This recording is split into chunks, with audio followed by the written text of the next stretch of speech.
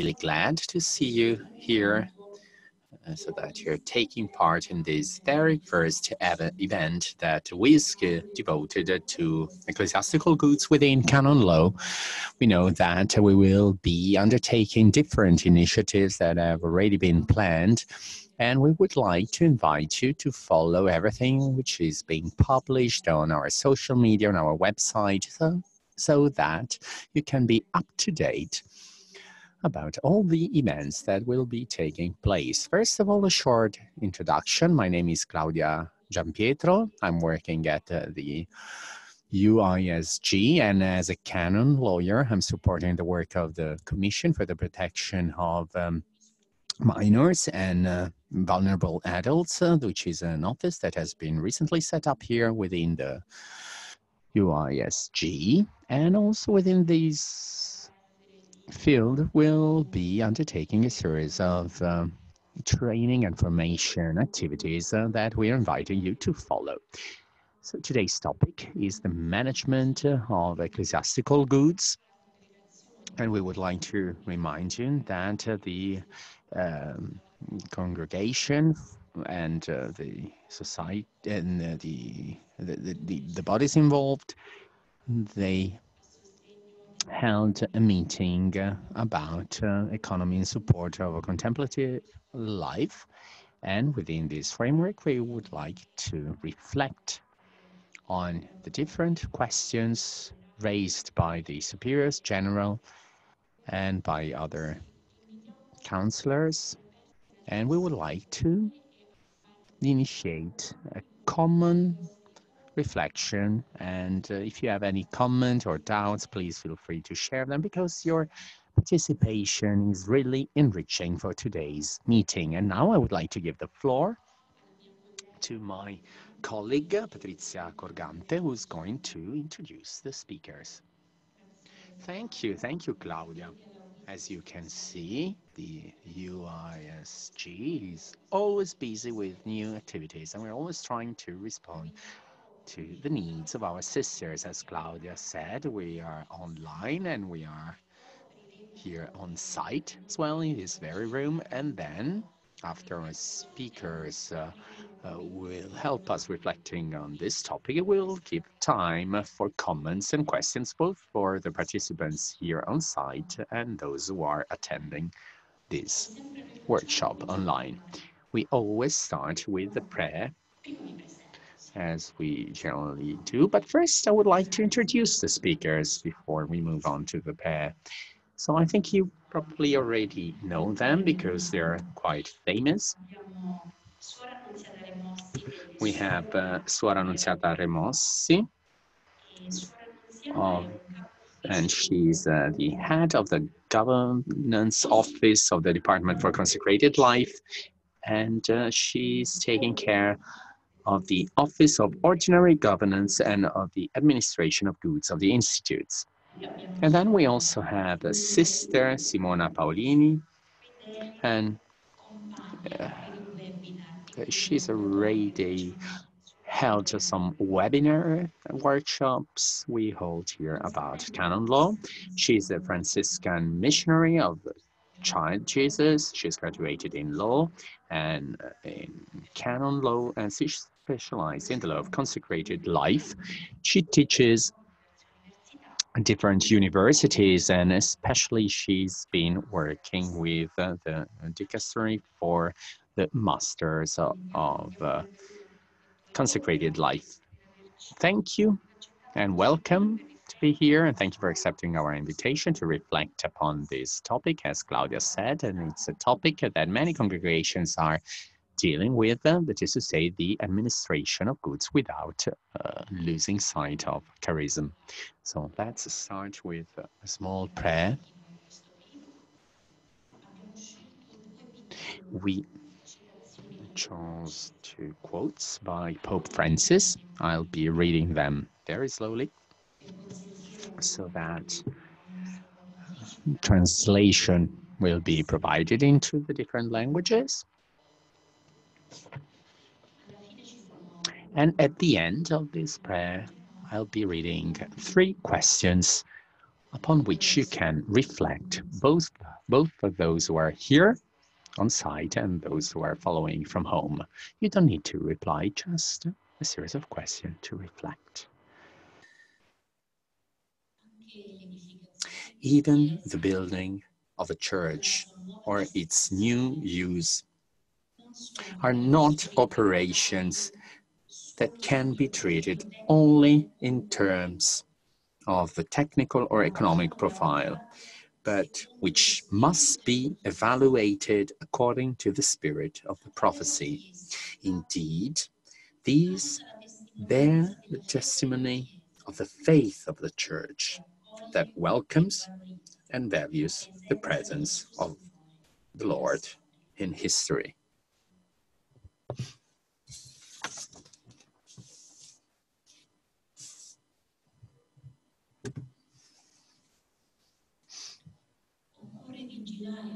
Care must be taken to ensure that the goods of the institutes are administered with care and transparency, that are protected and preserved by combining the priority charismatic cultural dimension with the economic dimension and efficiency, which has its own fertile ground in the administrative tradition of the institutes, and that doesn't tolerate waste and is attentive to the good use of resources.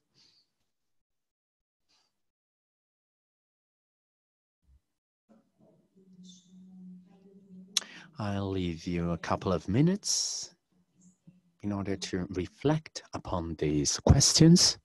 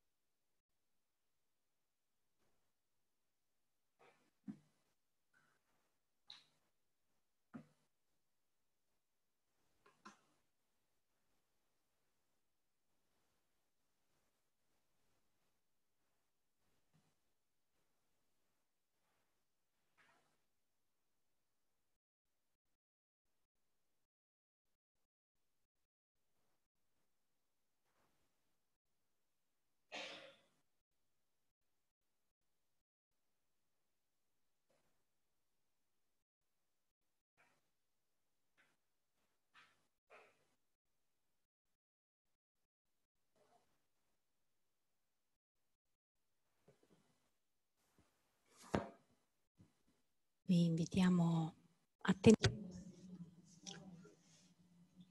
Please reflect upon these questions, and we'll be working with our speakers on these questions, and our speakers will help us better understand this aspect. We'll be starting with Sister Annunziata Remossi with the criteria of discernment in the economic field. We'll leave time to her speech, and then we'll have a question time, and then I'll give the floor to Sister Simona.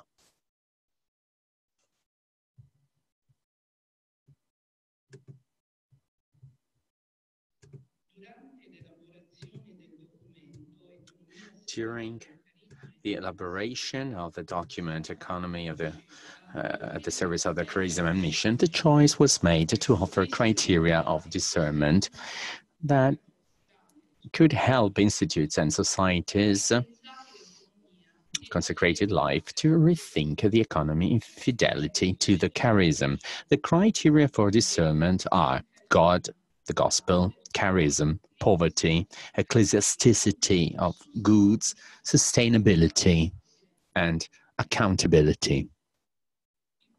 The first criterion, the gospel. Every consecrated life places its primacy in God, in the sequela Christi. Every consecrated person must first of all follow him, poor, obedient, and chaste. For the economy to be evangelical, economic choices must be identified on three levels. An economy with the human face. An economy as an instrument of the church missionary action, and an evangelical economy of communion and sharing. The first one, an economy with a human face. This is the first horizon, the first level. An economy with a human face considers the person as the first capital to be safeguarded and valued. He says no to the dictatorship of an economy that has no truly human purpose and doesn't yield to the temptation to seek the technical and organizational efficiency of material resources and works rather than seeking the effectiveness of action at the spiritual level. He rejects, even within institutes and societies, the functionalist mentality. It values all the members of the community, making them builders and not only users of the community. It supports, above all, the neediest and most fragile members, especially elderly brothers and sisters. It fosters dialogue between the elderly and the young. An economy as an instrument of the church's missionary action. That's the second horizon. An economy that is an instrument of the church's missionary action makes use of money, but doesn't allow it to govern. Never is the economy and all management techniques correspond to evangelical principles and are in accordance with the social teaching of the church. In this kind of economy, we are aware that profitability cannot be the only criterion for the management of the works, but it is fidelity to charism and mission that represents the fundamental parameter for the evaluation of the works. And in this kind of economy, we're aware that the canons of justice must be respected from the outset while the economic process takes place, and not later or simultaneously.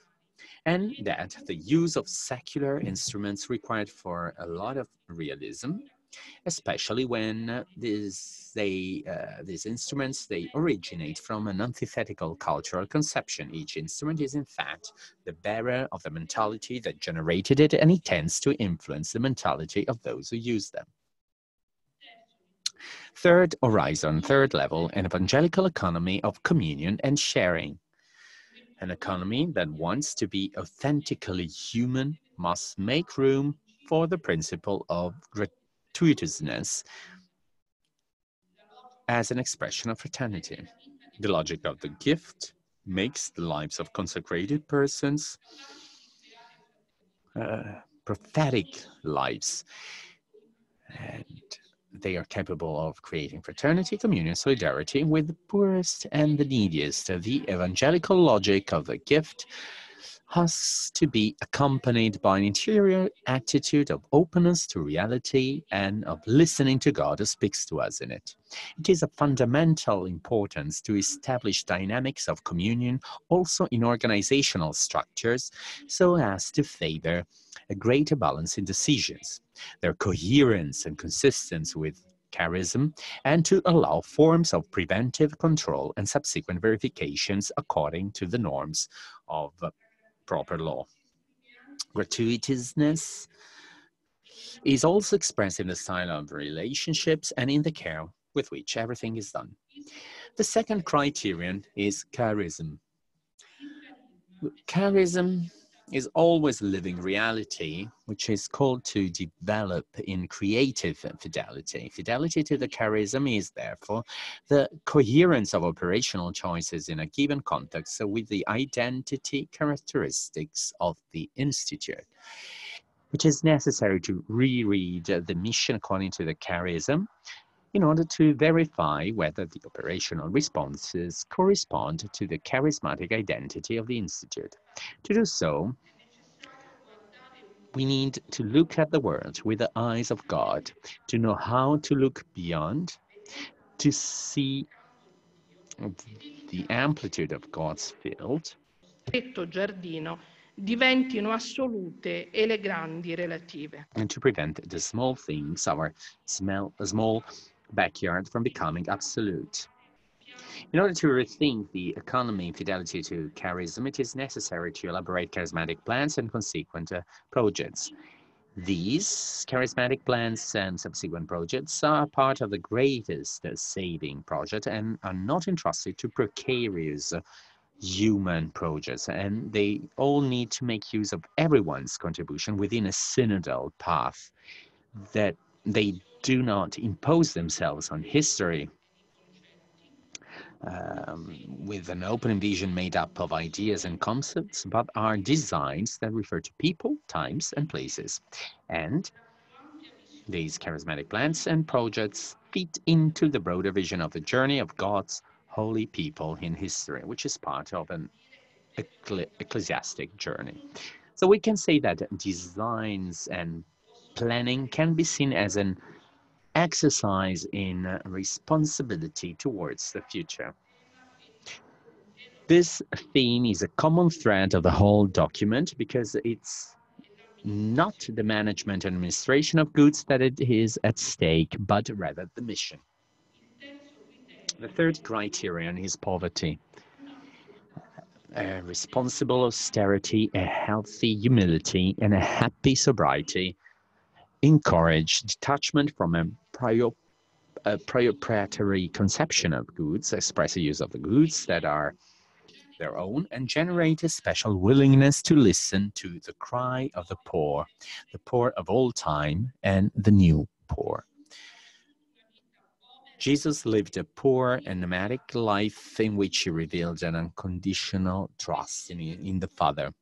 This translates for consecrated persons into the leading of poor, sober, and simple lifestyles, which, while introducing complete freedom into God, testify that with Christ one possesses better and more lasting goods. Jesus' poverty was also expressed in his refusal to use prestige, power, and domination.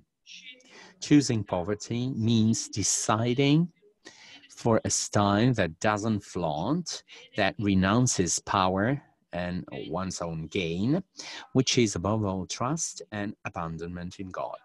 Jesus' poverty is manifested in the choice of the poor, a poor church for the poor. As Pope Francis reminds us, begins with going towards the flesh of Christ. It is the choice to follow the poor Christ that leads to the choice for the poor. It is understood only within the following of the poor Christ, of the Sequela Christi. Men, and in particular the poor, are exactly the path of the church, because it was the path of Jesus Christ. Consecrated life inhabits the so-called suburbs and has always been located in the frontiers. The teaching of Pope Francis insists on the need to be in solidarity because any community of the Church, insofar as it claims to remain calm without being creatively concerned and to cooperate effectively so that the poor may live with dignity and for the inclusion of all, will also run the risk of dissolution. Institutes and societies are asked not only to recognize the poor, but also to find ways to be and come close to them. Consecrated life must also be attentive and careful to new forms of marginalization and exclusion in the geographical and existential frontiers, with simple but prophetic gestures, with hidden actions but capable of surprising the world. The fourth criterion, the respect for the ecclesiastical nature of goods. The goods of the institutes of consecrated life and societies of apostolic life are ecclesiastical goods, intended for the attainment of the proper purposes of the Church. In their use, the institutes are therefore called to safeguard their nature and to comply with their canonical discipline. Canon 1257 says that the temporal goods belonging to the universal church, the apostolic see, and the public juridic persons in the church are ecclesiastical goods. Institutes as public juridic persons, legal persons, constituted by the competent ecclesiastical authority, carry out their task in the name of the church in view of the public good. The right to goods and property requires respect for its ends. These are the foundations of the church's right to property. Canon 635, paragraph 1, makes it clear that the temporal goods of religious institutes as ecclesiastical goods are governed by the provisions of Book 5, the temporal goods of the church, unless otherwise expressly provided. The administration of temporal goods is also governed by Canon 634 until 640 for religious institutes, and Canon 718 for secular institutes, and Canon 741 for the societies of apostolic life.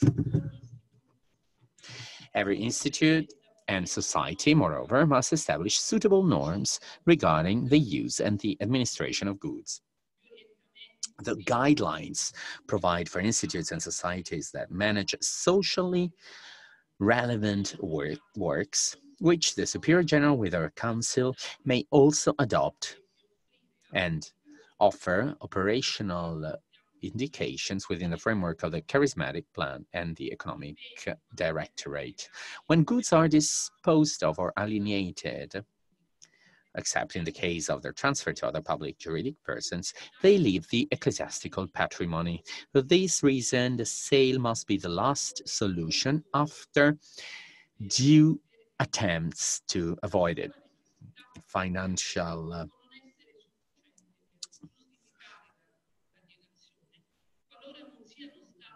necessity alone may not be sufficient to justify the sale if no alternative solution to such a decision has been explored. In order to respect the ecclesiastical nature of goods, it is requested, especially in a situation of particular difficulty, or when we have to sell goods, we need to identify forms of collaboration between institutes, learn how to network, to implement forms of collaboration for the organization and management of the necessary administrative and accounting services, to develop concrete forms of responsible solidarity, also through the establishment of funds for the benefit of institutes in more difficult conditions, to evaluate as a priority in the case of the alienation, especially where the conditions of the institute allow it, the possibility of a transfer to other ecclesiastical bodies, avoiding in any case alienation that would harm the common goods of the church. To verify the possibility of transforming the work itself so that it continues, albeit in other ways, as the work of the church.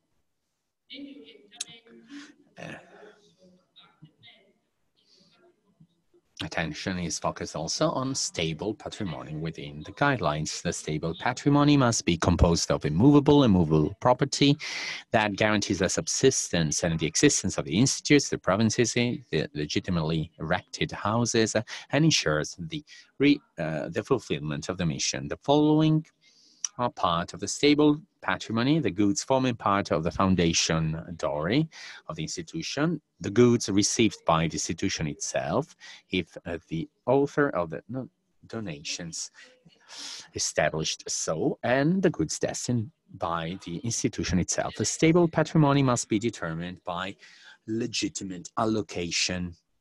The size of the goods shall be in proportion with the nature, the purposes, and the requirements of the juridic person itself.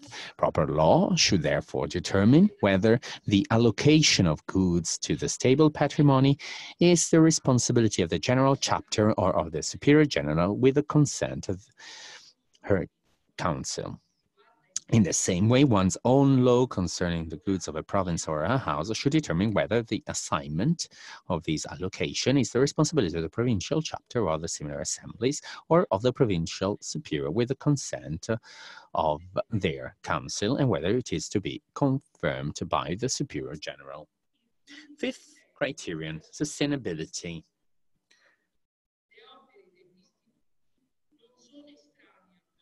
The works of the institutes are not alien to the social and economic context of integration. And work is sustainable when it maintains a fair economic balance and makes adequate use of available resources. In order to evaluate the sustainability of the works, the orientations require the adoption of a methodology that considers every aspect and all possible interrelationships, thus taking into account the charismatic dimension, the relational dimension of the economic dimension, both of each work and of the institute as a whole. With regard to the economic dimension, we needed to see what works change and to see how we can respond to today's needs in full fidelity to the charism. As far as the relational dimension is concerned, fraternal relationships based on sincere esteem and trust are a precious resource for management. It is not helpful to manage situations in which the works are entrusted to the responsibility of individuals without providing for them systematic moments of dialogue and verification, and without worrying about the formation of people who can take over and give the right continuity to the work. As far as the economic dimension is concerned, while it is clear that the economic financial balance of the activities of institutes and societies cannot be the only criterion to be taken into account for discernment on the sustainability of the works, it is equally clear that situations of imbalance lasting a long time risk compromising the work, and therefore the evangelical aim pursued by it. The guidelines, therefore, urge us to evaluate the possibility that works of significant dimensions may be distinguished from the institute of or of the societies without prejudice to universal proper law. The solutions are identified according to the specific circumstances. They need to ensure the fidelity of the work to the charism of the institute, and they need to be compliant with the regime applicable to the relations between state and church. They also urge to take decisions without delay, so as to avoid the consolidation of negative economic trends, or even the imperative need to proceed with the closure of the work, especially when it is a work of evangelical significance, but characterized, due to the changing context and general conditions, by a structural economic imbalance of works. And they urge to evaluate for works in which there is an economic imbalance, often a physiological one, the level of compatibility with the available resources or with those that it allocates, taking the necessary decisions with diligence. It is also necessary to overcome the mentality that considers the planning and scheduling of activities and works with openness to the newness of the spirit, and that considers the charism and management as antithetical. Managing according to criteria of economy doesn't stifle charism, but it doesn't stop charism, it allows to pursue and achieve shared objectives. In fact, ensuring continuity and vitality to the charism implies not operating with superficiality or inexperience. The sixth criterion is accountability. Accountability is an attitude of sharing choices, acts, and results. The legitimate autonomy of the institutes goes hand in hand, therefore, with the responsibility in the choices of management and in the manner in which they are implemented, accounting according to what is established in universal and proper law. The guidelines address the issue of accountability, transparency, and the safeguarding of trust as inclusive principles. Accountability is not given without transparency. Transparency creates trust, and trust is found in both. Responsibility leads to an economic action that doesn't waste resources and that consistently motivates its management choices, that it supervises and controls. Supervision and controls shouldn't be understood as limitation of the autonomy of entities or as lack of trust, but they are a service to communion and transparency and protect those who perform delicate administrative tasks. The security service is a guarantee of the correct use of the goods in accordance with their purposes and in enhancing the responsibility of the directors. The practice of vigilance, as determined by universal and proper law, responds to the need for control by superiors, given the nature of ecclesiastical goods and their public character. That is, of means at the service of the Church's own ends. Transparency is the ability to report or to account for, intended as an indication of objectives and specification of the operating methods for their achievements. It is the respect for canonical and civil discipline. It is the ability to report on the acts and results of management. Transparency can be achieved through formation, education information, and formation in sharing and communion in choices. Where transparency is lacking, there can be no trust either. It is necessary for the effectiveness of the mission. To ensure an orderly management and sustainability of the works, the guidelines call for the necessary keeping of accounting records proportionate to the size and the organizational characteristics of individual institutes. The financial statements as the appropriate instrument to develop informed choices, the adoption of appropriate accounting methods to allow for the comparison and, where appropriate, aggregation of data for institutes spread over several countries. And they also call for a consolidation of the practice of distinguishing the budgets of works from those of communities, the audit for the financial statements of major works, the preparation of a social report in the presence of works of particular social value, the recourse with reference to the works, to the adoption of adequate instruments for the definition of medium-long-term objectives, the so-called strategic planning, economic financial planning, the so-called budget, and an itinerary verification of the achievement of the expected objective, the so-called management control, identifying competent subjects and implementation procedures in proportion to the size and specificity of the activities. For their part, the bursars are called to present a periodic report to the Council, either provincial or general, on the administrative, managerial, and financial progress of the institutes or the province or of the individual work.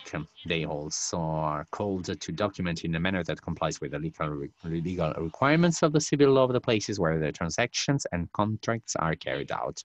And they're called to request the necessary authorizations from the competent superiors for the various operations.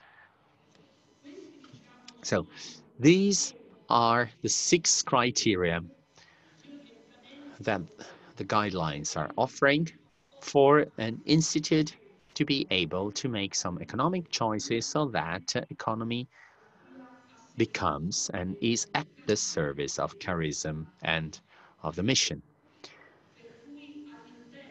So within the guidelines, other indications are also offered, and they can be quite useful for management and administration of goods. Come dire, accurata e che risponda soprattutto alla It is accurate and that meets the needs of transparency and accuracy. This because the relation between charism and the mission and economy is a very close relation. And in many cases, economic matters somehow affect the ends of charism itself. And it can also happen that economic issues sometimes are a signal of wider problems that we are experiencing within an institute. Should there be other issues we need to deepen, well, we can always have a look at them with your questions. Well, we can have a round of applause. It's not forbidden. On the contrary. Thank you, Sister Annunziata. Thank you so much for helping us to go away from these contradiction we have between projects and charism, or passion and mission on the one hand, and challenges that religious life he has to struggle, also decrease in resources, not only economic resources. So thank you so much for your speech. And I also believe that the difficulty of congregation is the fact they need to turn into practice and reality all of these principles, because sometimes we are struggling within our own general councils because we have different visions or opinions, or because sometimes we're not able to turn into reality all of these principles. So maybe we'll ask you later on if you can provide us with some tips with regards to concrete cases, because I'm sure you do. Well, now we'll take just a couple of minutes also that also the interpreters can have a rest.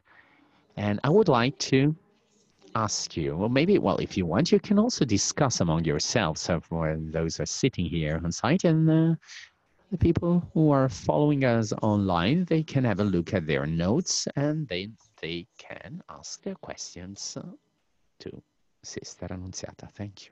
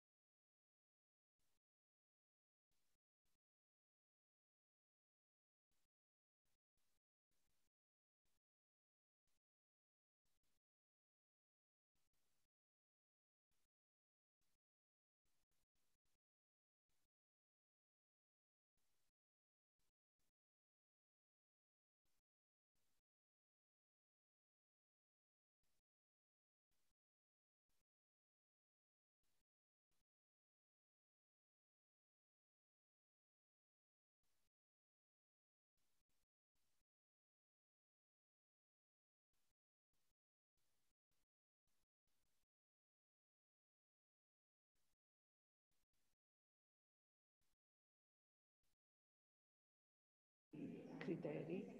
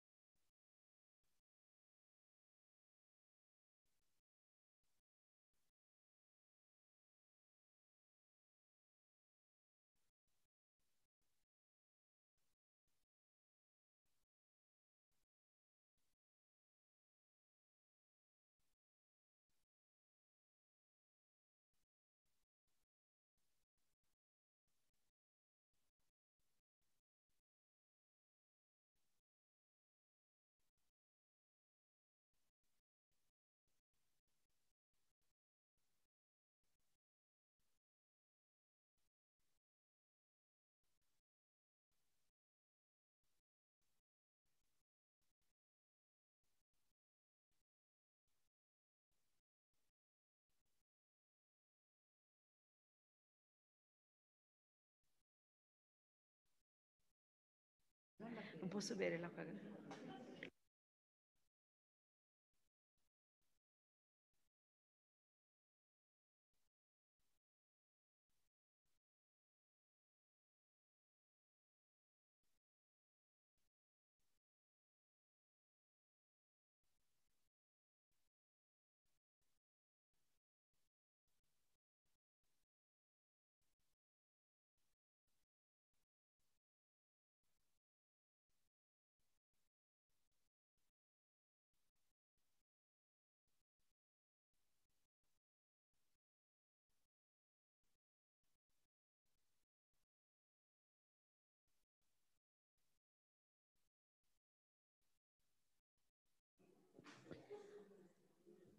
Bene, riprendiamo, ma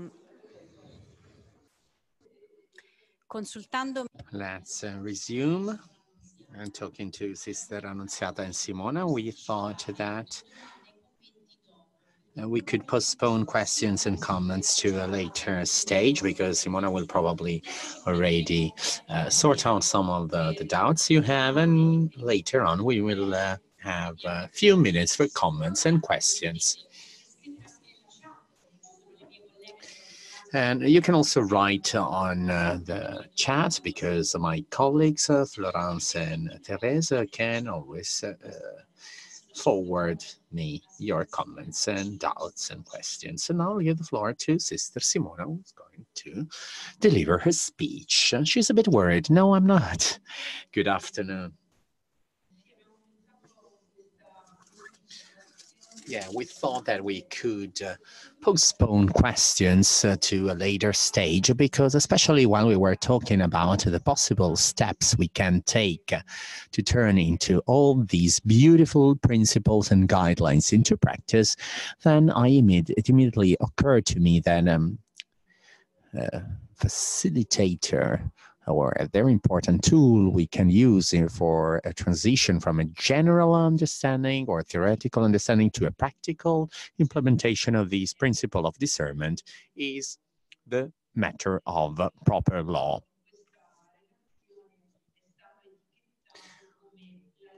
Which is what we can define as the just law for the economic dimension in religious life.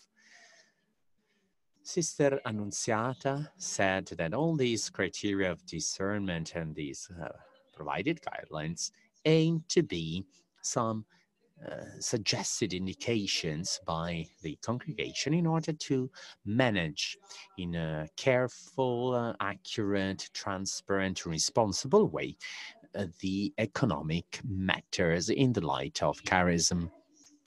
And among the technical instruments and tools we have in order to move from a more general transition or a theoretical transition to some guidelines for a better management of economy, to a concrete practice, to the ordinary implementation, I think that one of the most suitable and useful instruments we can use is proper law, the matter of proper law, which we defined as a just or fair law. And you can see that the title has been underlined, so a just or fair law, which aims at underlining or highlighting the fact that it needs to be fair and just. Why is this law the suitable one? Why is it just? Why is it fair? Well, it's not suitable just because it's a correct one or a fair one. It's not a just law because it's a precise one. No, it's rather a just law because it's the proper law itself. That is to say, what we define proper law in general. From a canon law point of view, we would refer to the proprium, what qualifies, what defines form of life. And it's a just law because it's a suitable law to that form of life, and in our case to religious life, or to that institute, or to that specific religious family. That's why we talk about proper law. So it's not a general kind of law. It's not a law that from a general point of view could be enforced under any administrative or economic conditions. No, it's that kind of law. It's that suitable law to that individual. That's the reason why we call it just law, because it's proper law. It's the proprium, and so it's just. So it corresponds to that religious family.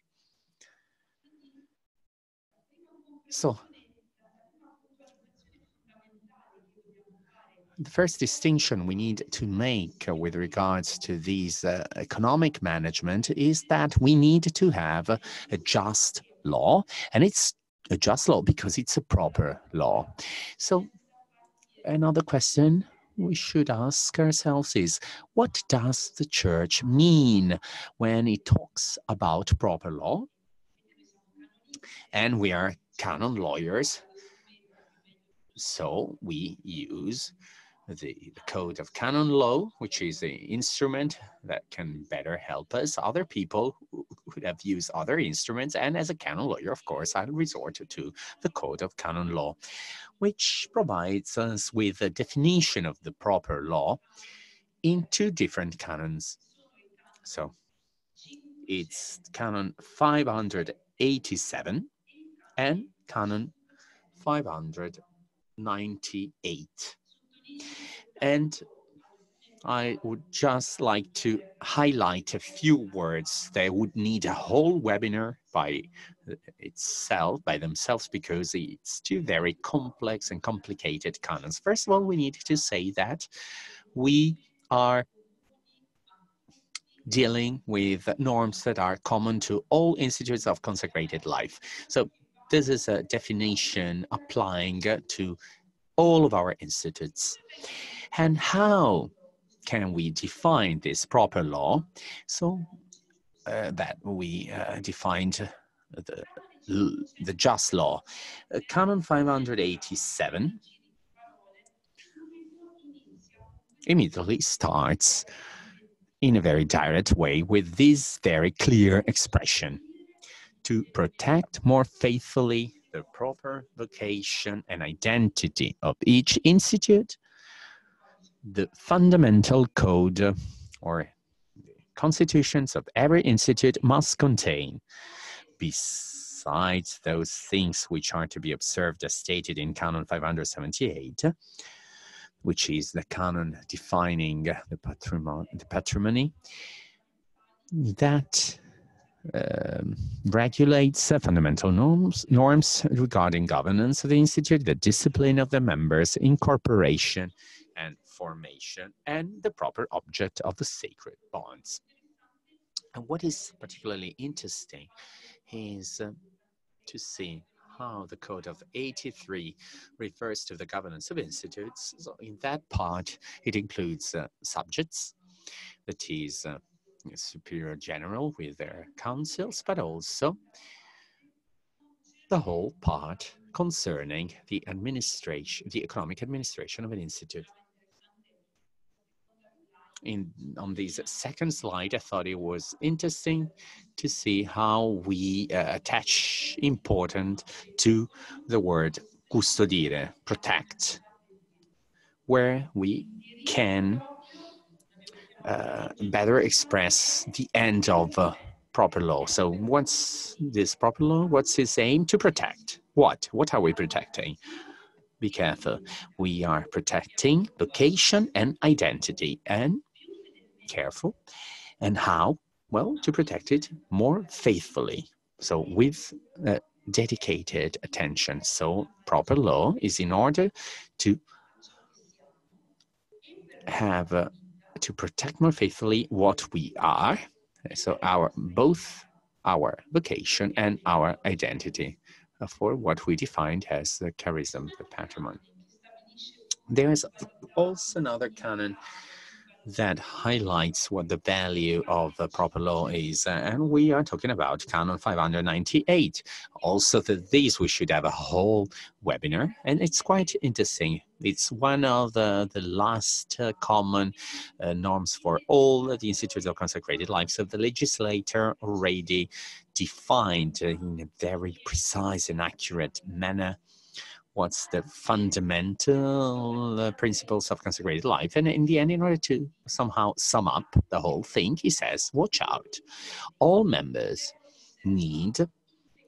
must not only observe faithfully and fully the evangelical counsels, but this is not enough, because the fidelity the church asks to us to our consecrated life is not only the compliance with evangelical counsels. Be careful.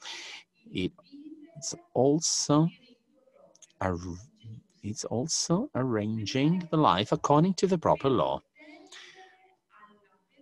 so that we can strive for the perfection of their state. So, proper law, according to according to the previous canon 587, the proper law is to protect more faithfully, whereas canon 598 says that it will allow us to strive for perfection. And so the just law can help us to be ourselves, to be what we are. John Paul II in Familiaris Consortium said to families, family, be yourself. And the proper law is in fact this. So it helps us to be ourselves, to be who we are. Today, the church, through these guidelines, I don't know if you can zoom in so that you can see the guidelines. Well, these guidelines that the congregation approved. No, I didn't get zoomed in. Could you please zoom in? Now you can see them. So these guidelines that the congregation produced, we are once again asked to put proper law back to the center in order to meet these ends, because we're talking about an instrument that can help us to be faithful, and that can help us strive for the perfection of our vocation. And I would also like to highlight a second word, which is the economic dimension in religious life. And how am I going to do so? Through the code, which is the instrument that I best know. I could say plenty of things, but I would like just to highlight on some items in this non-exhaustive list I'm presenting.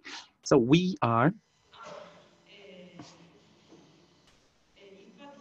according to the code, we are governing through the code of the economic dimension in the governance of an institute. I don't know if you can see on this slide, but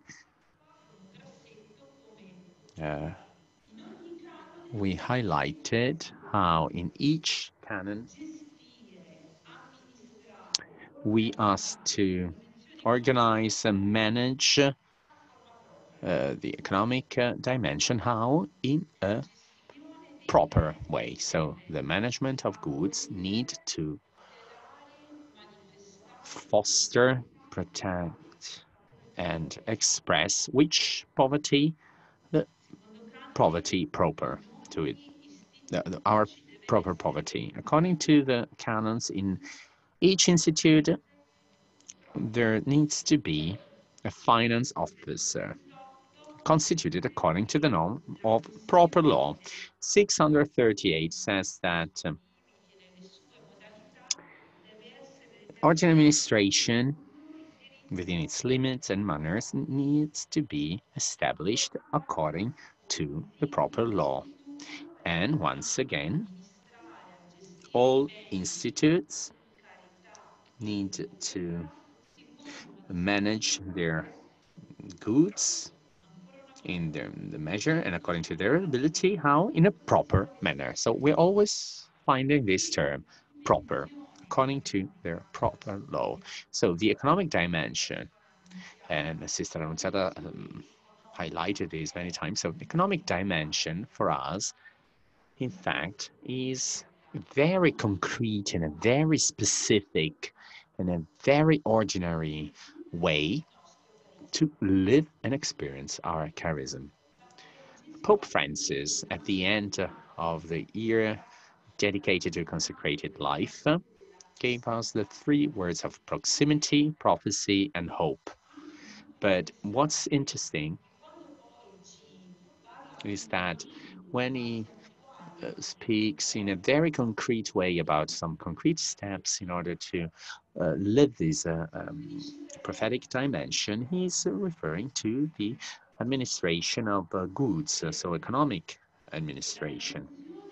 So the economic dimension is a dimension that is called to express our charism, our state of life. Sister Annunziata said that the economic matter or issue is not an organizational issue, but it's a matter of mission. It's a vocational thing to us. So this is quite interesting, and we can see this in the administration of goods, of the concrete administration of our economy. The document, the guidelines, the economy in the service of charism and a mission, will have these objective. That is to say, they need to tell us in a patent way that economic management needs to be in a very charismatic way. And we're doing so in many different ways. Sister Annunziata already said this. So we have the finance officer, a treasurer. We have a definition of the stable patrimony, the setting up of a committee taking care of economic and monetary matters. And I would like to highlight now the 3rd and last word, which is the dimension of the proper law. So I'm going to introduce in a very short and quick way the structure of these indications in the last chapter among operational guidelines. After an explanation of the economic dimension is a manifestation of the Christ, of the poor Christ. So in the guidelines, in the operational guidelines, we can see the definition of a proper law and of a just law. The new indications that have been presented through these guidelines, of course, need to be understood and to be reinterpreted in the light of the hierarchical and regulatory system between universal right and proper right, which we can already find within the code. And it's really important to see that these indications do not repel the canon regulation. So we need to comply with what is laid down in the code of canon law. So we need to comply with these two canons we already mentioned before, 587 and 598. And this hierarchical system introduced by the code, this reference to chapter 5 of the Code of Canon Law, because the goods of a religious institute are ecclesiastical goods. Yet, once we've done this distinction, we've made this distinction, I can say that in the part of the operational indications of the document, in the paragraph devoted to the governance of the economy, there are different titles here, but I don't want to repeat them. What we frequently see is a reference to a specific law or a specific particular law, which is interpreted in the light of these three regulatory texts. Now I would like to talk about them during this second part of the speech, that is to say the charismatic plan, the administrative regulation, and the economic directorate. So please allow me once again to highlight this.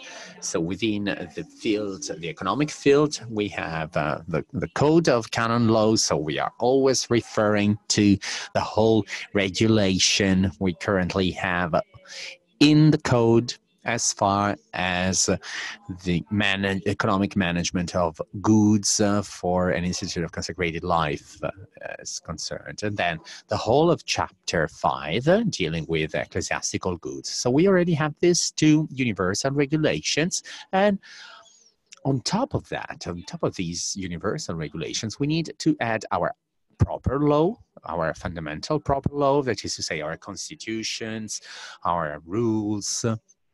I don't know whether you have some specific codes you apply, and plus these new guidelines call for further elaboration of our proper law, which is the charismatic plan, the administrative regulation, and the economic directorate. And now I'll be devoting attention to each one of them in this second part of this last speech. So first of all, I would like to talk about the charismatic plan. I think it's fundamental when we talk about these is that we talk about authority. The charismatic plan is not something that the Superior General herself does on her own with a faithful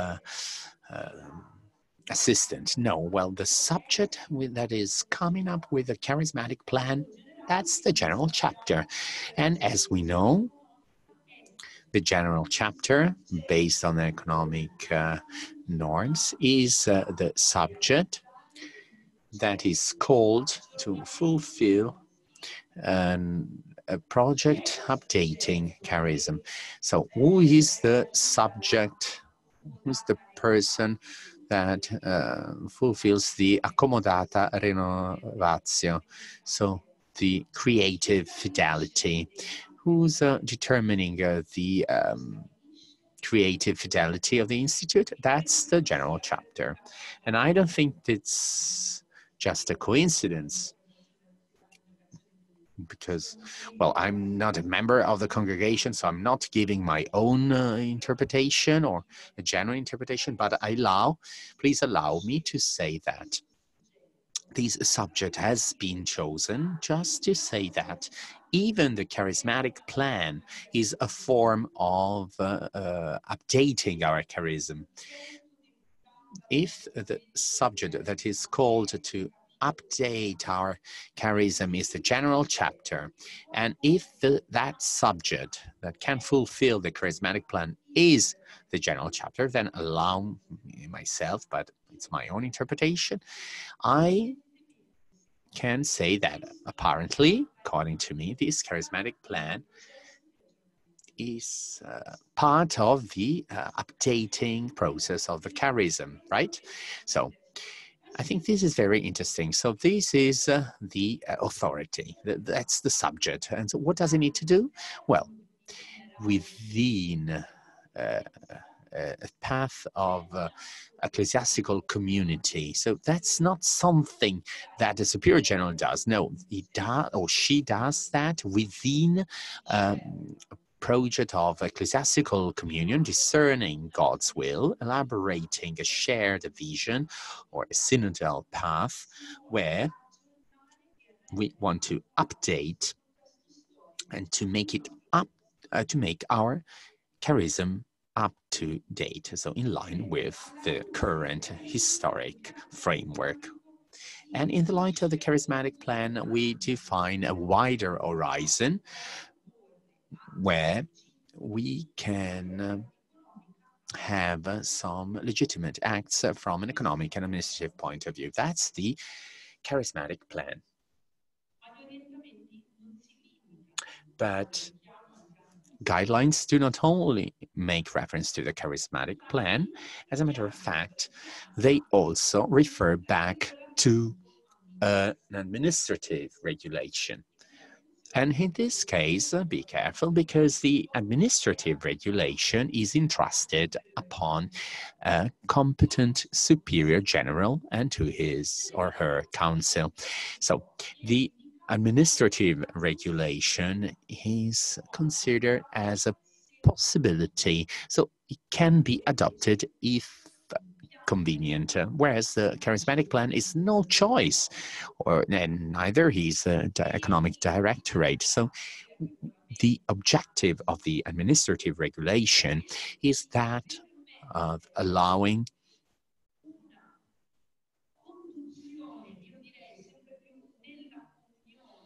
a conduction in communion and synodality of economic and administrative actions. So we can perform these economic administrative actions in communion. So, for example, we can determine what the contents, the manners, the time frames are of our accounting process as far as economic transactions are concerned. So it's interesting that the guidelines determine some specific ways and manners of these administrative regulations. If the charismatic plan is naturally known by everyone, because it's an object of the general chapter, and as we know, the general chapter is an expression of the institute, and so needs to refer to the whole institute. On the other hand, the administrative regulation is more of an internal document that can be managed internally, and yet the guidelines of the congregation clearly determine that it needs to be known by all members of the Institute. So, whereas the first one, the charismatic plan, is naturally known by everybody, the second one, the administrative regulation, by choice, it has to be known. It must be known, and it has to be revised and updated on a periodical basis. The last test we need to refer to is the economic directorate.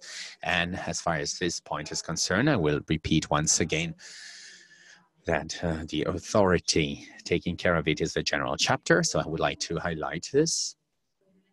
The directorate well, this has not been taken care of the treasurer, but it falls under the responsibility of the general chapter. So it's not something that we are managing within a small group. No, the economic directorate is once again a tool to update our charism. So the ordinary subject taking care of this is once again the general chapter that needs to promote static economic action. So a text that, in the light of the experience acquired over time, needs to facilitate an action as compliant as possible to charism, the charism of the Institute, to its mission, and the way we live, the Council of Poverty.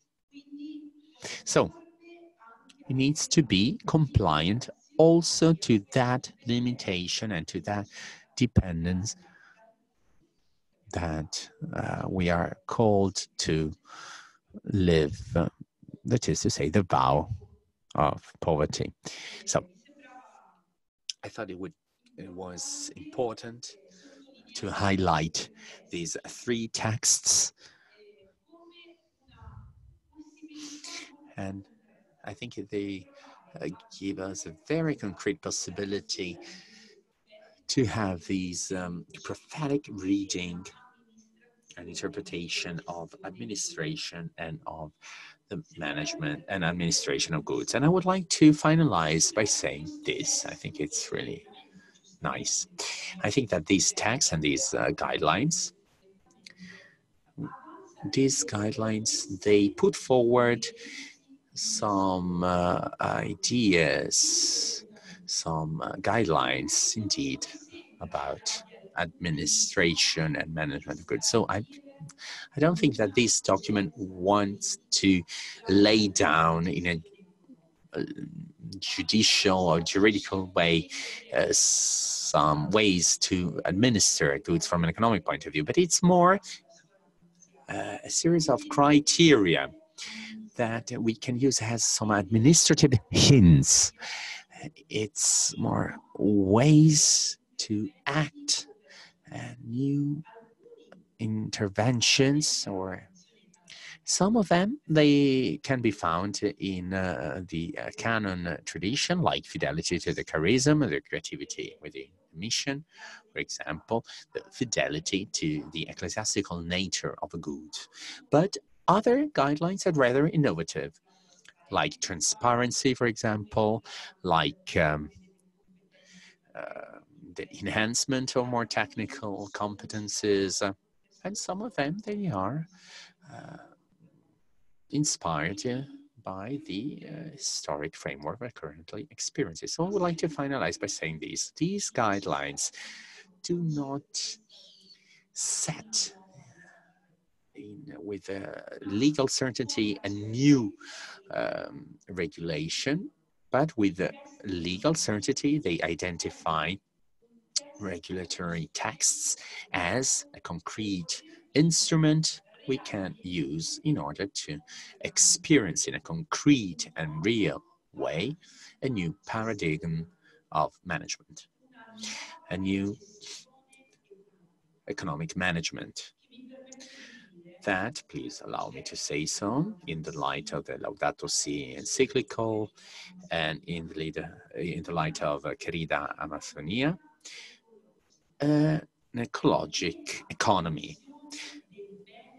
that is promoting the common good, because it's an expression, a prophetic expression of the management of goods through the promotion of good and just relations in the service of a common house, which is everybody's house. I think I exceeded my speaking time. I would like to finalize by expressing a wish that also Pope Francis said in Economy of Francesco, and I hope that we can use it as an inspiration for the next meeting in March that will take in March about a new way to live economy in the light of Pope Francis, and I'm a Franciscan sister, so I think it's an invitation that really feel close to me. So let's finalize with these very beautiful words that Pope Francis addresses to all of us. I invite you to practice a different economy, one that makes people live and doesn't kill. It includes and doesn't exclude. It humanizes and does not dehumanize. It takes care of creation and doesn't plunder it. To make a pact to change the current economy and to give a soul to the economy of tomorrow. Yes, we need to reanimate the economy. And yes, as consecrated women, we should say that we have to make sure that our economy becomes a more and more prophetic economy at the service of charism and of the mission. Thank you so much for your attention.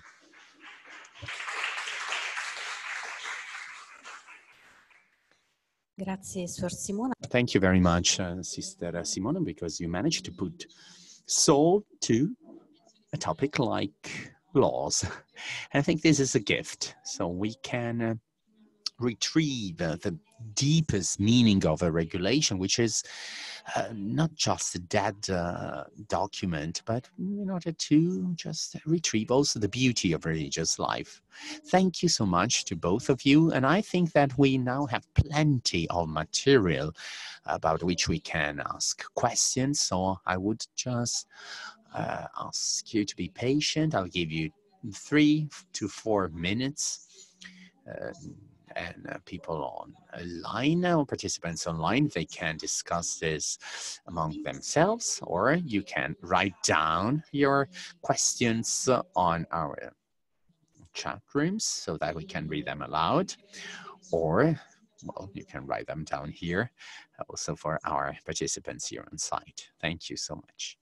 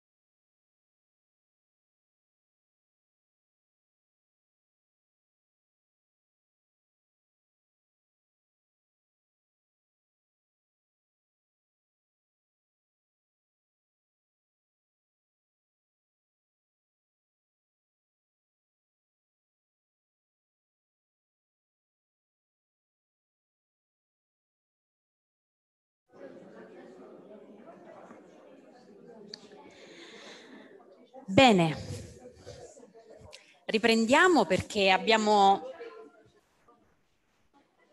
un'occasione preziosissima di avere suonato. Let's resume because we have Sister Simona and Annunziata here with us, which is a wonderful opportunity. We already have some questions from the online chats, and I'm going to read them. And if you want to say something, please just raise your hand for the people who are here, and you just need to turn on the microphone so that you can speak. Please always introduce yourself and say in which language you're going to speak.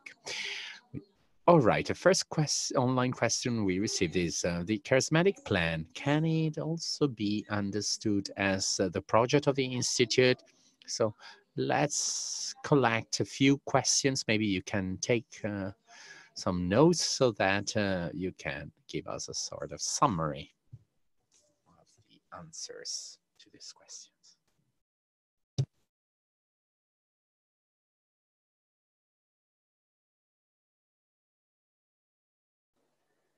Allora, vediamo un'altra domanda dall'online e sta in spagnolo.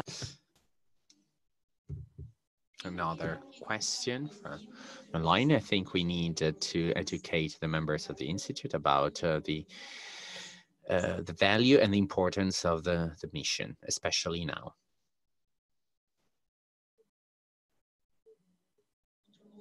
Another comment is, well, it's more comments rather than questions about the importance of accountability and transparency as instruments to create confidence and trust. Now I'll give the floor to the room, to the speakers here in the room, and then we'll go back to our online questions and comments. Please go ahead.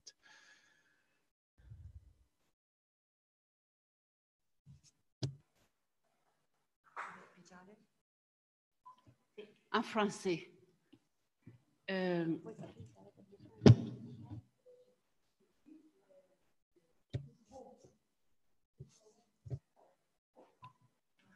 C'est ça.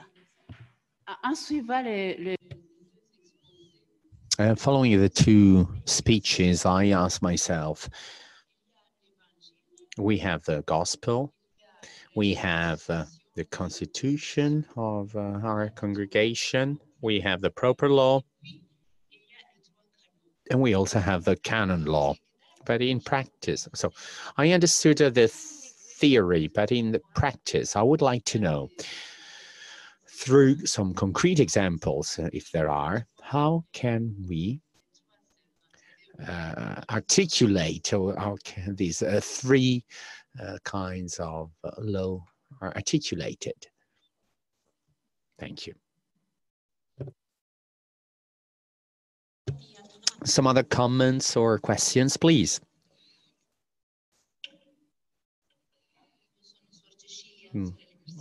I'm Sister Cecilia of the Capuchin Sisters of the Sacred Family. My question is about the stable patrimony, which is a concept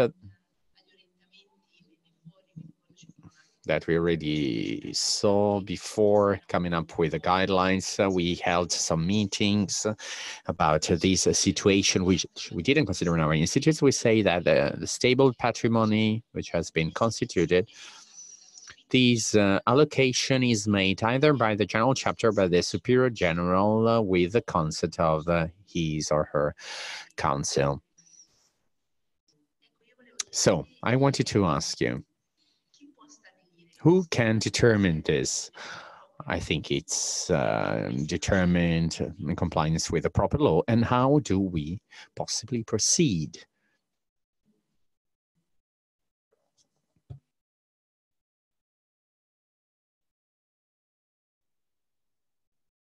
Nel frattempo, se avete altre domande. In the meantime, should you have any other questions, well, just think of them. We also have some other online questions. The economic plan doesn't need to be the result of the general chapter, just as it happens with the guidelines. And the director can be the tool in order to fulfill the economic plan, can be worked out by a commission.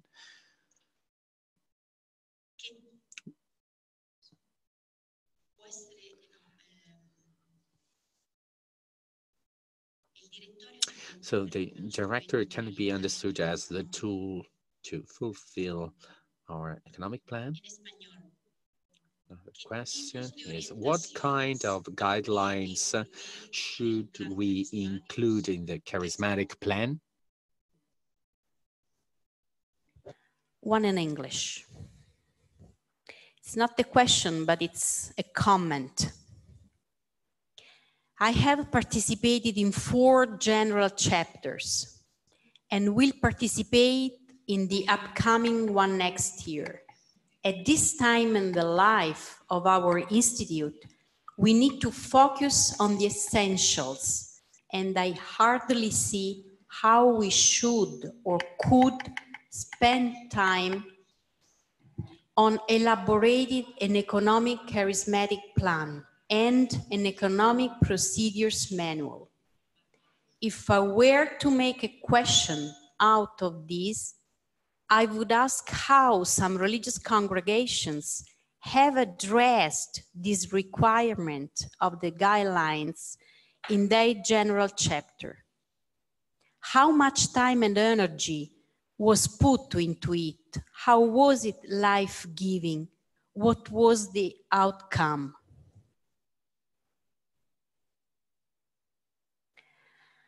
Bene, penso che per adesso. I think that for the time being, we can stop here and we can give the floor back to you. Thank you. Well, yes. As to the charismatic plan, I would like to specify the following. It can be considered as a project. Yes, it can, definitely. And it's the project of the Institute. Yes, well, to put it in a better way, we could say that it's the vision that an institute has about its future. It's as if it were the memory of the charism fidelity of charism, and that it already lays down the foundation for the future. So we need to devote this double attention to it. And that's why it's been worked out and elaborated by the general chapter, because it's a way to elaborate our charism. It's a current understanding of our charism. Of course, it is connected with the economic directorate, even if it's a tool to achieve this. I think that the economic directorate is definitely an instrument, an implementation instrument we can use for the economic, the charismatic plan, but I think the charismatic plan is something more.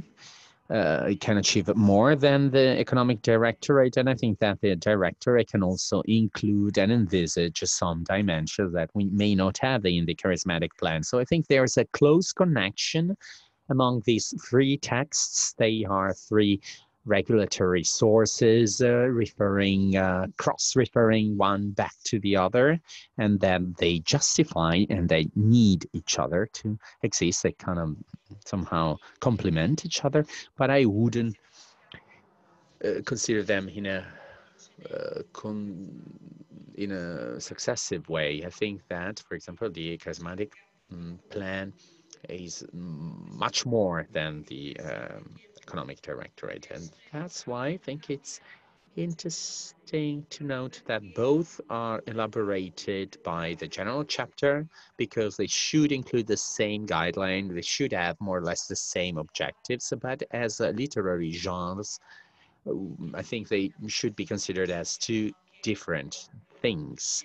The charismatic plan also is a text with some values that better express this dimension of hope. The economic directorate should also be concrete. Sometimes in our economic management, the economic management of our institutes, there are some problems. So the directorate or the director should work as a facilitator and should help implementing those criteria that Sister Annunziata was talking about, like accountability, transparency, discernment, about our actions that we can do in a deeper way. That's it. Sì, riguardo quello che diceva giustamente Sor Simone.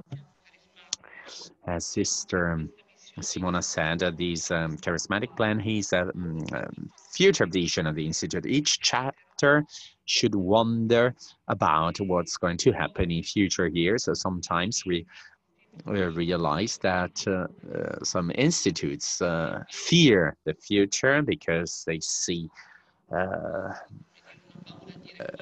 decrease in the numbers, so they are somehow scared about their future. In fact, the charism includes future. It's a seed that bears fruit over time. So it's the task of the chapter to come up with this vision that, on the one hand, can give unity because it's been elaborated by the general chapter, which is the organism within the institute that has the highest authority and represents the whole institute. So only the general chapter can elaborate these, and it will bring back unity to the charism, because the charism is at the very core, the very heart of each organism, of each institution, of each body. And it's very important that these different actors are in line with this vision, with these plan of the charism, which has been prepared by the chapter. And I would like to highlight the fact that the guidelines are focusing on the charismatic plan in a very strong way. Also, if you read the guidelines about projects, then you will see that all these guidelines meet a need. So we realized while examining our documents that no decision can be taken unless they are taken by the whole institute. So the institute needs to discern what the Lord wants, and within this, or based on this vision, we can assess whether we can keep a work, we can change a work, or we have to sell something, and so on. So we need to face these things in a broader and wider way, and not on limiting the whole thing to urgent needs. And then we should also think of the future, because this will help us to go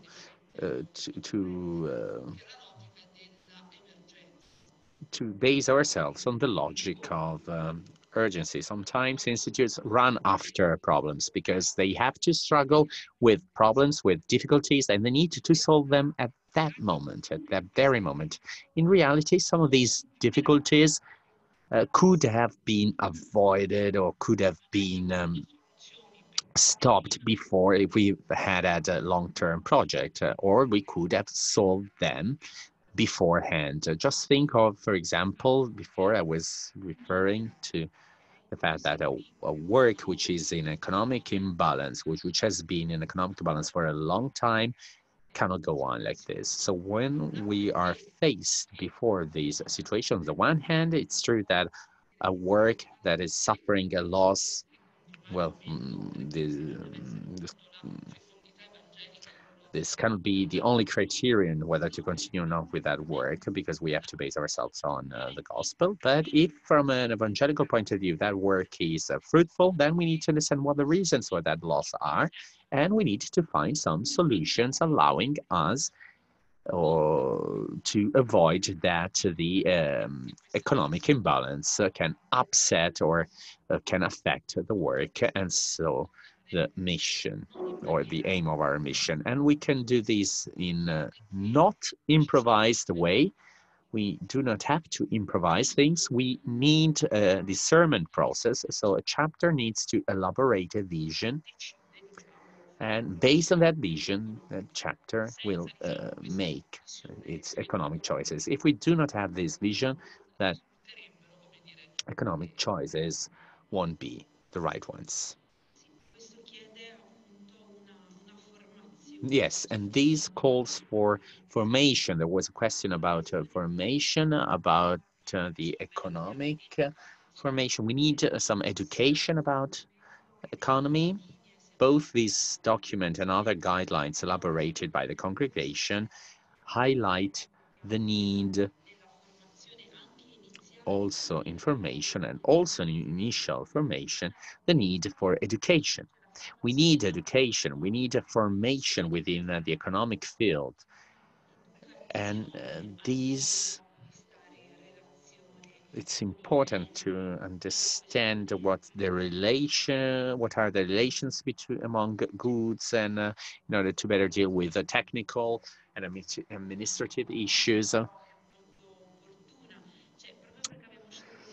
Just because we decided to live a consecrated life,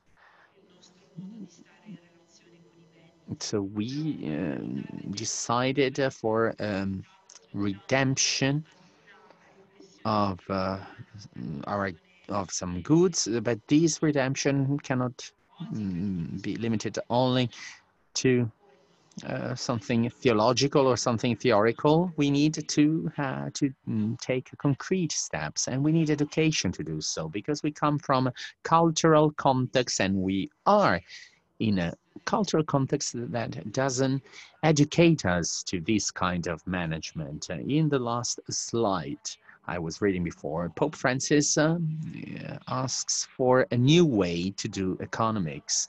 I was referring to an ecological economy, also in the light of the latest documents by the Holy Father. So we need to educate ourselves. We need to invest also in our general chapters. It's true, we have to deal with urgent matters, that we need to solve important things, but we also have to consider these aspects as well. It's difficult that in our general chapters there will be a moment devoted to new kind of attention, or to a new style of administering goods, but we need to do so. And these guidelines, these orientations are real guidelines that can actually guide us.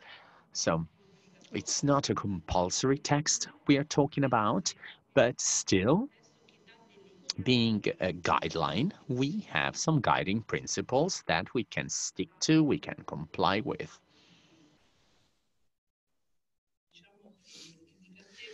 The dicastery is convinced that the compliance with these guidelines that are not compulsory, they're just guidelines. So the compliance with these guidelines can not only help our institutes to organize their economies, but they can also turn us into prophets.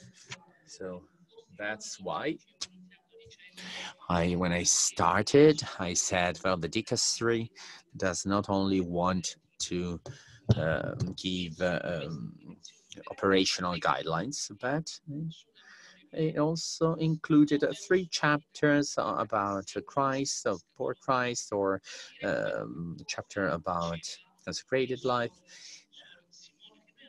in order to say, just like Sister Simona said, that we have a redempted way to manage goods, and our choices need to reflect this. So it's not only a matter of economic sustainability of our works or what we do. No, it's also, there's also the evangelical meaning of what we do needs to be taken into consideration. It's not only a matter of efficiency, but it's more a matter also of evangelical effectiveness, and our economy needs to highlight these. So that's why it's extremely important to be accountable, or to account for, because this expresses the awareness that we are talking about goods, and none of us is the owner of these goods. We're talking about goods belonging to our institutes, and even more, they belong to the whole mission of the church, and so no one can personally administer or manage them.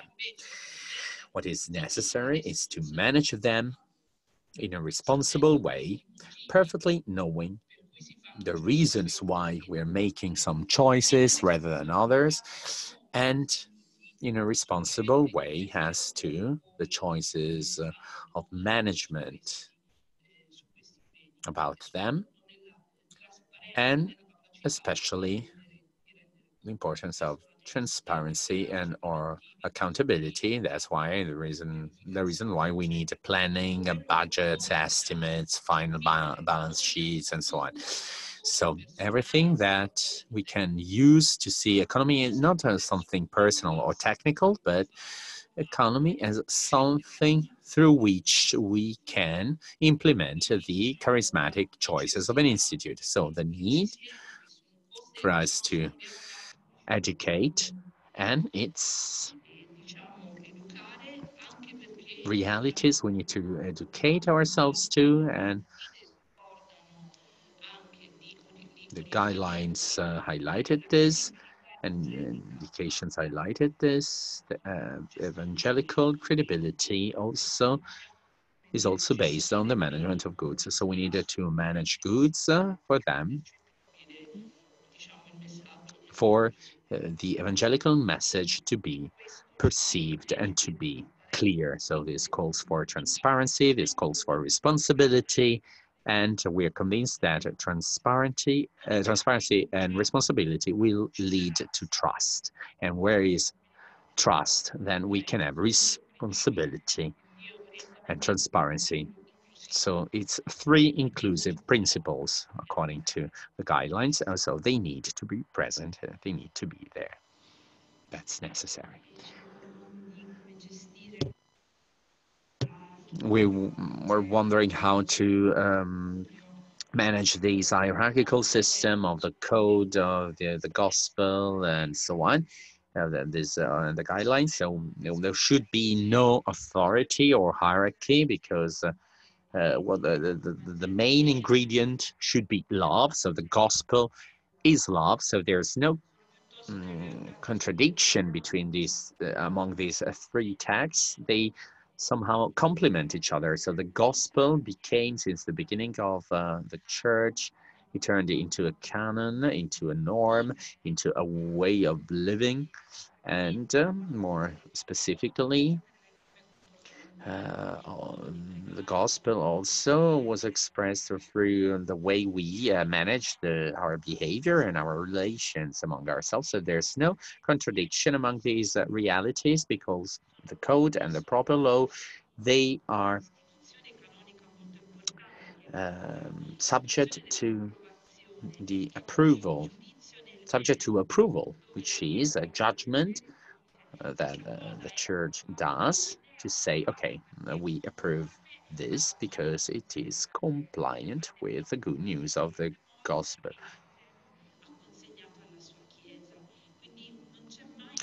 So there's never a contradiction among or contrast among these sources. There's more. They are more complementary. They're more. They complement each other. Or maybe there's a different way we devote attention to a context. But of course, we could say that the suprema lex would be the gospel if we wanted to say there's a hierarchy. But there's no contradiction. There's no one that is contrasting the other, because in our constitution, their constitutions are imbued, are filled with the gospel. Otherwise, we just came up with them, you know. But if we just came up with them, then the congregation would have never approved them.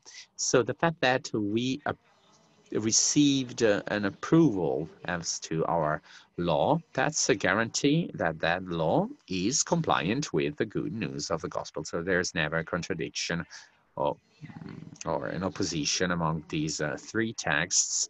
We need to read all of them, and salvation come from Jesus Christ, from his word, from his gospel, and from the grace of the sacraments. Well, salvation won't come from canon law. Well, I'm a canon lawyer, but I'm saying this with no problems. Yet, canon law is an instrument, an implementation instrument we can use to live the salvation that the Lord gave all of us, to all of us. As far as the stable patrimony is concerned, that's a recurring topic that we found once again in the guidelines.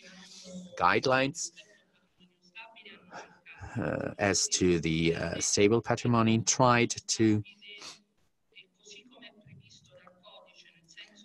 refer to the stable patrimony as is being referred to by the code. In the last few years, we've been talking about the stable patrimony, following also a series of critical situations that some institutes experienced.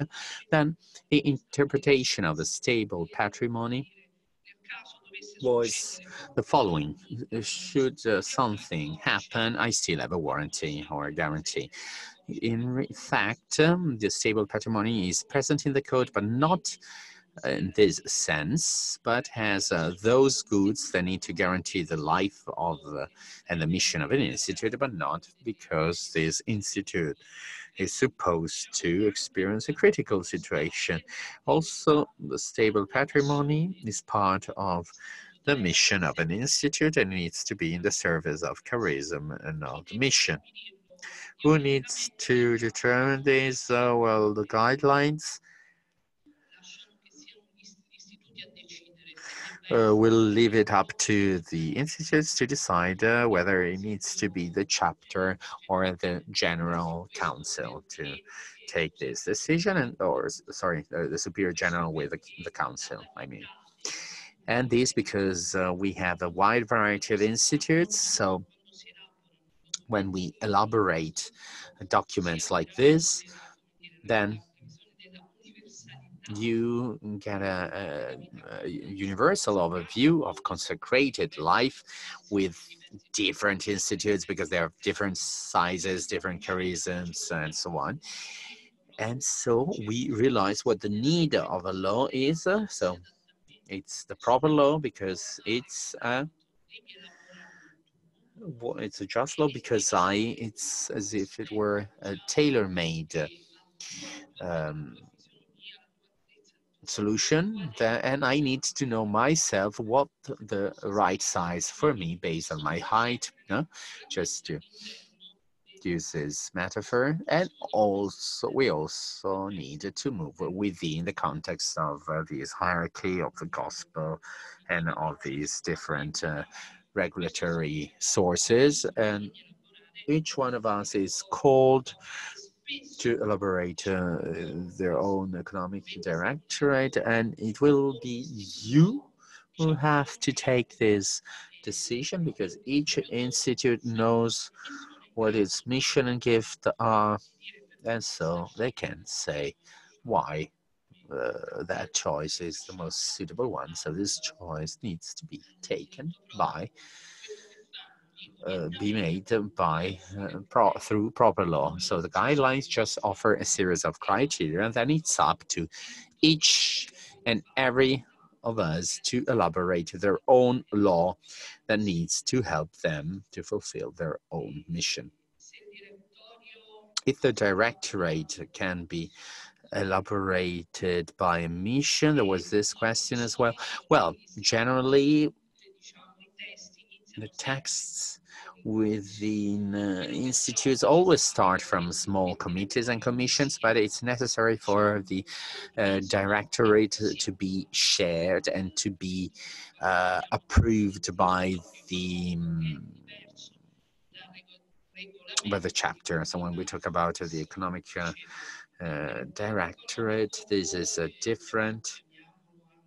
We can also call it administrative directorate. So we can call it in different ways, and these need to be approved because it includes norms of proper law of economy. So it needs to be approved by the chapter, and based on our experience in the last few years, we realized that it's important for these texts to come from the institute, and then we will also have the cooperation of canon lawyers and of technicians that will help us to elaborate a well-written text, but it is important for this work to originate from the Institute because nobody knows their own charism as the Institute themselves. And the charismatic plan needs to be elaborated by those who have charism. So it's not nobody else can do that. So only people who receive these gifts can do so. And it's important that people participating in this commission, then they need to come up with a draft text that will have to change over time and that will be amended over time. And if you read the guidelines, one of the things we generally request, and also for the financial officer or the treasurer, so we generally ask this person to be able to collaborate because in a synodal environment where we want to work together, an important quality is the fact of being willing to share and the fact of being willing to collaborate with others. I don't know if Sister Simona wants to add something. We need to finalize here.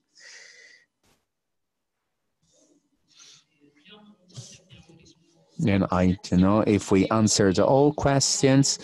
We are aware that we couldn't reply all of them. I also have some other questions on site and online. And unfortunately, there's no time to answer all of them. We need to stick to the time limits we have. I would like to ask for an applause for our interpreters, Daniela, Pascal, and Giuseppe, because without them, we wouldn't be able to do anything.